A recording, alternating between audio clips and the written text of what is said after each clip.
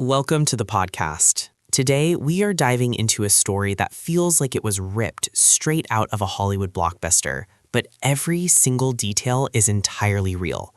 We are talking about the night of August 8th, 1963, a night that fundamentally changed British criminal history forever and created a legend that still captures the public imagination today.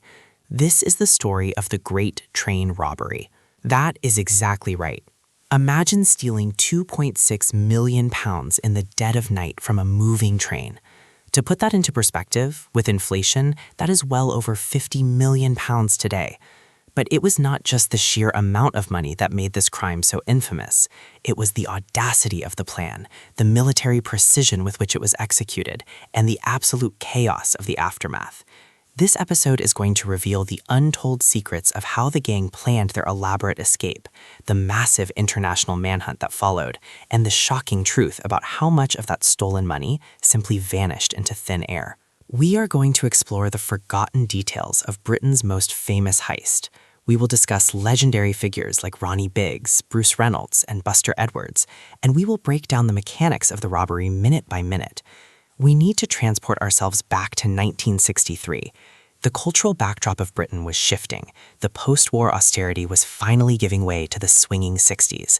The Beatles were climbing the charts. The Perfumo affair was dominating the political headlines, and a gang of highly organized criminals was about to pull off the ultimate score. Let us set the scene and look at how this incredible plot actually began. To understand the Great Train Robbery, we have to start with the mastermind behind the entire operation, a man named Bruce Reynolds. Reynolds was not your typical smash-and-grab street thug. He fancied himself an antique dealer, a man of refined tastes. He wore tailored suits, drove expensive cars, smoked fine cigars, and treated crime as a high-stakes corporate business venture. He was always looking for the next big score, the kind of job that would allow him to retire to a life of absolute luxury on the French Riviera. Reynolds led a highly skilled crew, often referred to by the police as the Southwest Gang. This crew included incredibly competent criminals like Gordon Goody, Charlie Wilson, and Roy James. Roy James is a fascinating character in his own right because he was not just a getaway driver. He was a professional silversmith and an aspiring Formula One race car driver. These men were meticulous, but to pull off the crime of the century, Reynolds knew they needed something more than just street smarts. They needed inside information. They needed to know exactly when and where the highest concentration of cash would be moving across the country. And that crucial piece of inside information came from a mysterious figure known to the gang and the public for decades only as the Ulsterman. It wasn't until much later, after years of investigative research, that historians identified this man as Patrick McKenna, a postal worker from Salford. McKenna had intimate, highly restricted knowledge of the high-value packages carriage on the Royal Mail traveling post office trains. He knew the schedules, the routes, and most importantly, the cargo. McKenna informed the gang that on specific bank holiday weekends, the amount of cash being transported from banks in Scotland down to London was astronomically higher than on normal days. The regional banks would send their worn and surplus notes to the Royal Mint in London to be destroyed and replaced. The Ulsterman told them about the Up Special train traveling from Glasgow Central to London Euston. The specific carriage they needed to target was the second one behind the engine, known as the HVP, or High Value Package Coach. But the Southwest Gang realized they could not pull off a job of this magnitude alone. They needed more manpower, more expertise, and specifically they needed people who knew how to handle railway operations. So Reynolds made a strategic alliance with another notorious London crew, known as the Southeast Gang. This brought in key players like Brian Field, a crooked solicitor's clerk who handled the logistics, and Tommy Wisby, a tough enforcer. This merger brought the total number of the core gang up to 15 men. They also needed a specialized hideout. You cannot just steal 2.5 tons of cash and drive it back into central London. So they utilized Brian Field's connections to purchase Leatherslade Farm, an isolated, rundown property situated about 27 miles away from the planned robbery site. The farm was purchased for £3,000, and it was meant to be their safe house, where they would lay low, divide the massive haul, and wait for the police heat to die down before making their way back into the city. But the planning did not stop there. They needed someone who could actually drive a massive locomotive. That is where the famous Ronnie Biggs comes into the story. At the time, Biggs was a relatively minor player in the London underworld, a petty thief and a friend of Bruce Reynolds. Biggs claimed he knew an older train driver who could operate the specific type of locomotive they were going to hijack. They referred to this man as Stan Agate, though his real identity remains a subject of debate. Biggs brought him into the fold, promising he could handle the giant diesel-electric Type 4 engine once they dealt with the original crew. With the team assembled, the hideout secured, and the inside information confirmed, the gang spent months scouting the location. They chose a remote, dark stretch of track in Buckinghamshire, near a place called Sears Crossing. They learned the signal patterns, mapped out the escape routes through the country lanes, and prepared for the night of August 8th. The night of August 7th into the early hours of August 8th, 1963, the Royal Mail train hauled by an English electric Type 4 diesel locomotive number D326 had departed Glasgow Central at 6:50 p.m. It was an ordinary mail train on the outside, a rolling post office where 72 postal workers sorted mail en route. But the second carriage was anything but ordinary. It was packed with 128 sacks containing roughly 2.6 million pounds in used banknotes. The gang had taken their positions around Sears Crossing, a remote signal point. They had cut the telephone wires in the surrounding area to completely isolate the train from the outside world. They were dressed in boiler suits, wearing helmets and masks to obscure their faces, carrying pickaxe handles and cautious. At approximately 3 a.m., the mastermind Bruce Reynolds gave the signal. They needed to stop the train without causing a derailment, which meant tampering with the trackside signals. They covered the green light with a glove and used a portable 6-volt battery to illuminate the red light. It was a brilliant, low-tech solution. As the train approached Sears Crossing, the driver, Jack Mills, a 58-year-old railway veteran, saw the red light and dutifully brought the massive train to a complete halt. Mills had no idea what was waiting for him in the darkness. His co-worker, the fireman David Whitby, climbed down from the cab to investigate what he assumed was a signal failure. Whitby walked toward the trackside telephone, completely unaware that the wires had been deliberately cut. As Whitby reached the dead telephone, 2 members of the gang emerged from the shadows, grabbed him, and threw him down the embankment. One of them reportedly told him, "If you shout, I will kill you. If you keep quiet, you will be all right." Meanwhile, the rest of the gang swarmed the locomotive. They climbed up into the driver's cab. Jack Mills, realizing they were under attack, bravely tried to fight back. He grappled with the intruders, but he was struck violently over the head from behind with an iron bar or a kosh. He fell to the floor, bleeding heavily and semi-conscious. This brutal assault on Jack Mills would later become the central focal point of public outrage.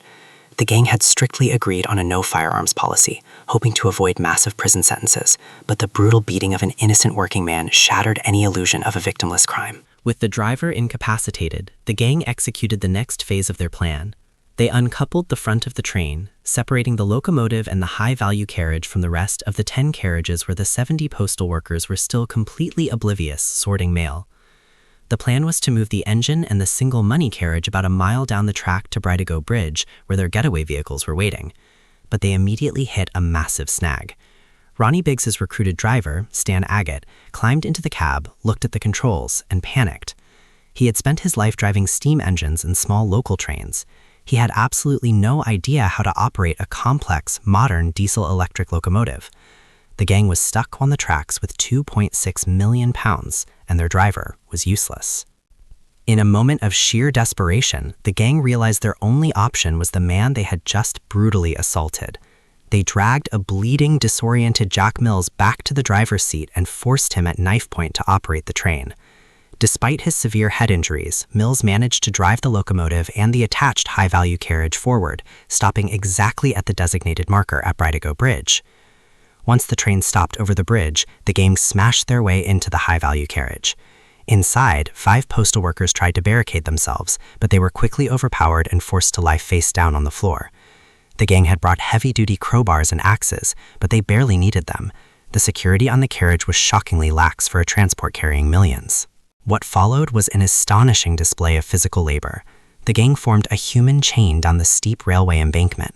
Over the next 20 minutes, they manually passed 120 massive mail bags, weighing a total of 2.5 tons, down the slope and loaded them into a waiting Austin Lodestar truck and 2 Land Rovers.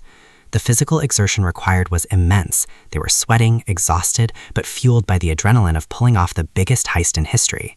They had planned to take all 128 bags, but Bruce Reynolds, keeping a strict eye on his watch, realized they were running out of time. At exactly 3:30 a.m., he called the retreat. They left 8 bags behind, packed the vehicles with £2.6 million in cash, and disappeared into the night, driving in a convoy through the winding country lanes toward Leatherslate Farm, leaving the battered train crew tied up on the tracks. The gang arrived at Leatherslate Farm in the early hours of the morning, absolutely exhausted but euphoric. They began counting the money, realizing they had stolen far more than they had ever anticipated. The haul was so massive that they actually grew tired of counting the low-denomination notes. They spent the next few days laying low at the farm, listening to the police frequencies on a VHF radio. To pass the time, they famously played a game of Monopoly, but they were not using the colorful paper money that came with the board. They were playing with real, stolen 5-pound notes.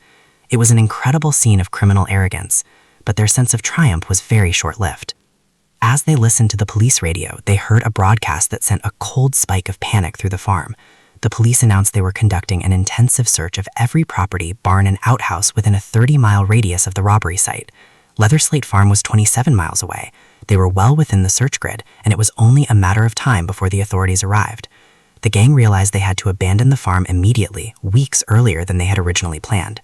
They quickly packed their massive shares of the money into whatever containers they could find and scattered, fleeing back to London and other parts of the country. But before leaving, they hired an associate, a man they called Mark, paying him £10,000 to set fire to the farm and burn all the evidence. This decision to trust an outsider was the fatal flaw that brought the whole empire crashing down. Mark took the £10,000, pocketed the cash, and never bothered to burn the farm. A few days later, a local herdsman noticed suspicious activity and alerted the local police. When the authorities arrived at Leatherslade Farm, it was a forensic gold mine. The gang had left behind an incredible amount of evidence: sleeping bags, discarded food, unwashed dishes, and most damning of all, the Monopoly board and a ketchup bottle. The police forensic team scoured the farmhouse and found clear, identifiable fingerprints belonging to Charlie Wilson, Roy James, Brian Field, and several others. The gang's identities were now known to the police.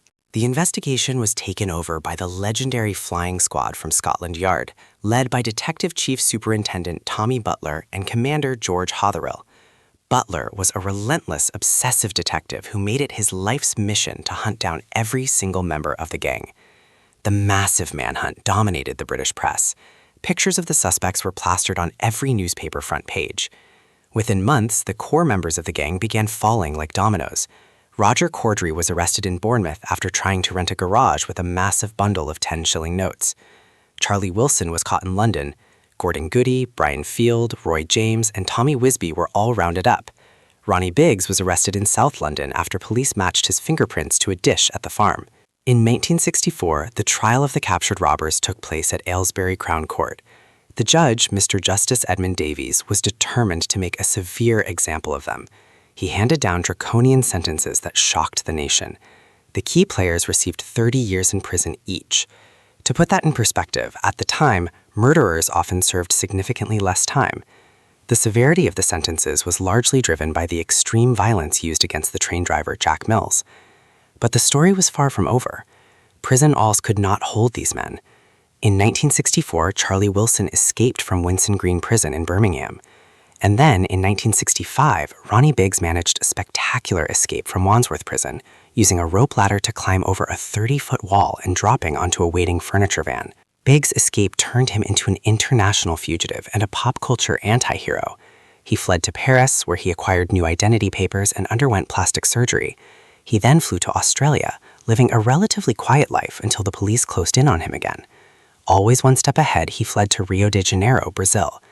Because Brazil did not have an extradition treaty with the United Kingdom, Biggs lived openly, taunting the British police for decades.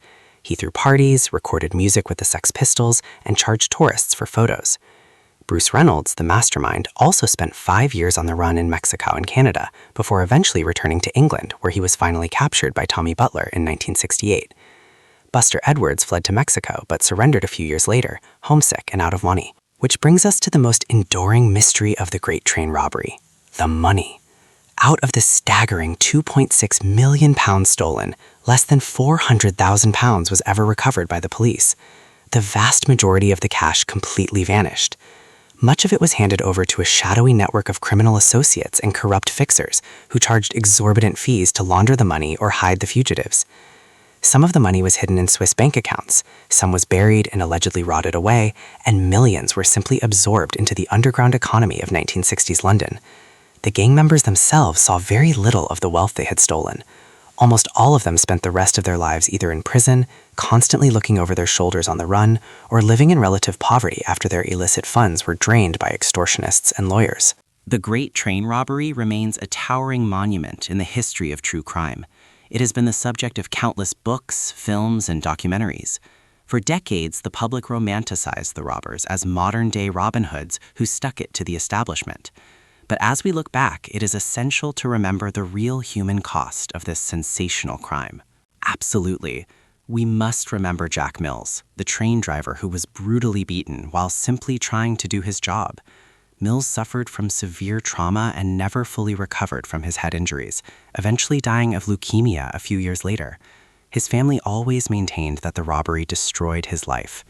The glamour of the heist often overshadows the violence that made it possible. Thank you for joining us on this deep dive into the £2.6 million heist that vanished. We will see you next time for another chapter of history's most fascinating and faceless true crimes.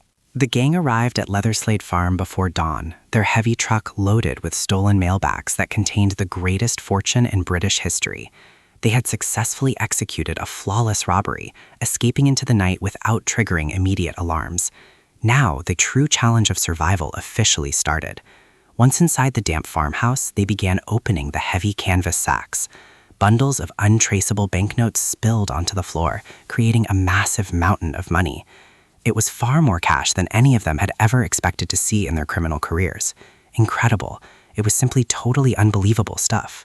To pass the time while hiding, the men played a game of Monopoly, but because they had so much cash lying around, they used real stolen money instead of the colorful paper money provided in the box. Can you imagine that scene? A room full of hardened criminals, smoking cigarettes, drinking heavily, and buying imaginary properties with actual thousands of stolen pounds? It is one of the most surreal details of this entire historical event. However, their arrogance would soon become their absolute downfall. The police were organizing a massive search operation across England. Time was running out. The gang had originally planned to lay low at the farmhouse for several weeks. They believed the remote location would keep them entirely safe from prying eyes. But news broadcasts announced that law enforcement officials were searching every rural property within 30 miles of the crime scene. Panic quickly set in. They realized they had to abandon the hideout immediately. They split the remaining money into equal shares and scrambled to flee. In their desperate haste, they made a critical error. They left behind massive amounts of physical evidence scattered throughout the entire property. It was quite sloppy. Exactly. They had paid a man to burn the farmhouse down to destroy all fingerprints and traces of their presence. However, the cleaner they hired simply took the cash and ran away without completing the job. When detectives finally arrived at Leatherslade Farm, they struck an absolute goldmine of forensic evidence. There were fingerprints on the Monopoly board, on ketchup bottles, and on sleeping bags. The famous game of Monopoly provided investigators with the exact identities of almost every single crew member. The hunt for these identified men rapidly escalated into a completely relentless national pursuit immediately thereafter. Leading this intense manhunt was Detective Chief Superintendent Tommy Butler. He was a legendary investigator known for his tireless dedication and sharp instincts. Butler assembled a specialized squad of highly capable officers. Their sole mission was tracking down every individual involved in the audacious mail train attack. The public was completely captivated by the drama unfolding in the daily newspapers. Citizens eagerly consumed every update about the stolen millions and the fugitive robbers. Butler operated with total secrecy, often keeping his own colleagues in the dark to prevent any information leaks. His strategy was remarkably effective and fast. Arrests began happening within just a few weeks. Roger Corddry was the first gang member to be caught. He had foolishly rented a flat in Bournemouth and tried to pay the advance rent using large amounts of used 10-shilling notes. The suspicious landlord immediately called the local police. This early mistake highlighted the primary problem the criminals faced. Having millions of pounds in cash is completely useless if you cannot actually spend it without drawing immediate attention to yourself. The stolen money effectively became a heavy anchor, dragging them straight into empty prison cells one by one.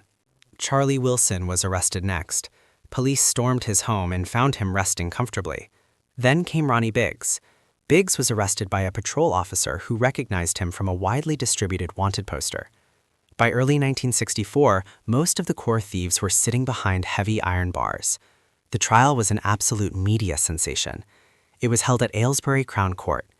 The sentences handed down were unprecedented and incredibly harsh. The judge wanted to set a strict example. Most of the gang members received 30 years in maximum security prison. 30 years for mail theft. 30 years was a genuinely shocking sentence. At the time, armed robbers usually received 10 or 12 years at most. The severity of the punishment actually shifted public sympathy toward the criminals. Many regular citizens felt the establishment was taking vicious revenge because the gang had humiliated the powerful British state. The extreme sentences also backfired in another major way. Because the men had absolutely nothing left to lose, they immediately began plotting their escapes from captivity. If they were facing 3 decades inside, they would risk literally anything to break out of those dark prison walls forever. Charlie Wilson was the first to successfully escape. In August 1964, a team of mysterious accomplices broke into Winson Green Prison. They flawlessly extracted Wilson in under 3 minutes. He vanished without a single trace. But the most famous escape belonged to Ronnie Biggs. In July 1965, Biggs escaped Wandsworth Prison by scaling a 30-foot wall using a rope ladder dropped from a modified furniture van. He dropped into the waiting truck and sped away.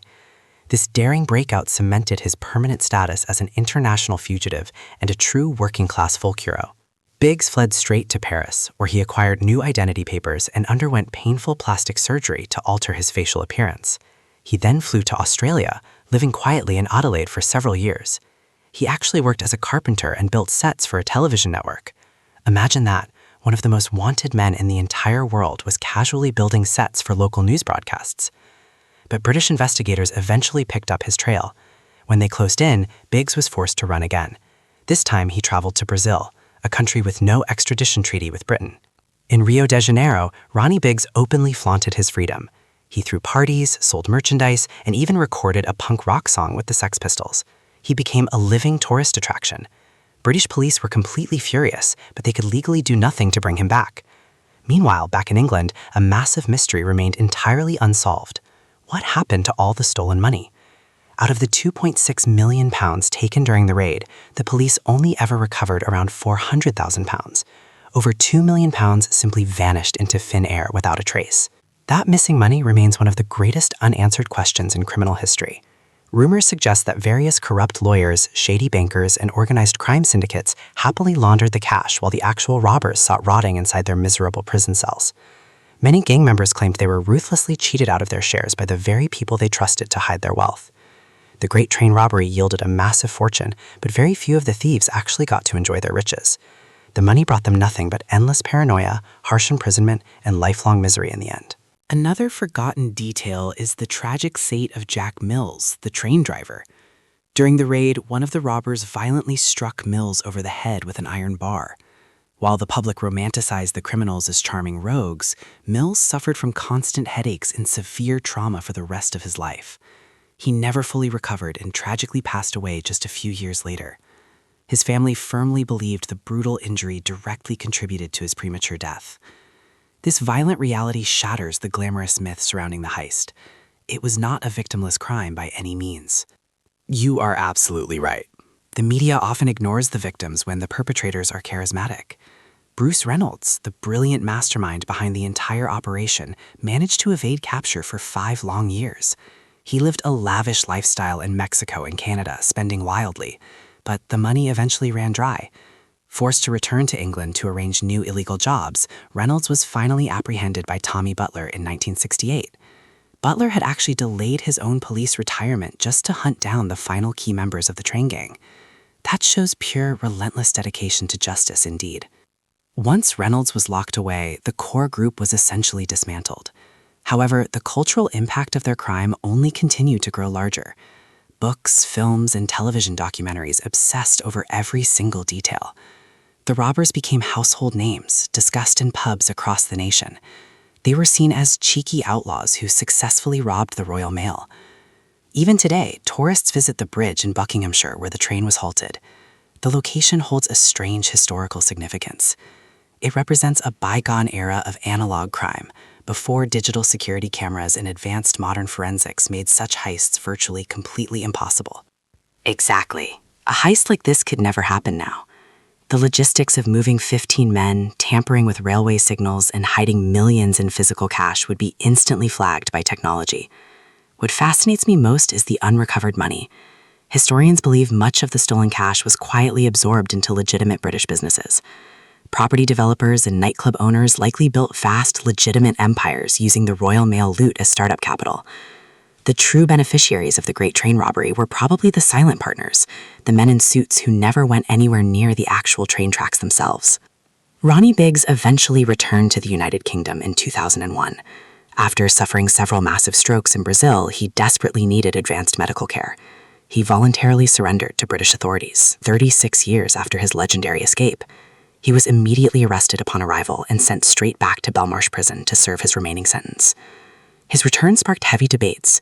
Some argued for immediate compassionate release, noting his severe frailty. Others demanded he rot in jail, remembering the severe injuries inflicted upon Jack Mills.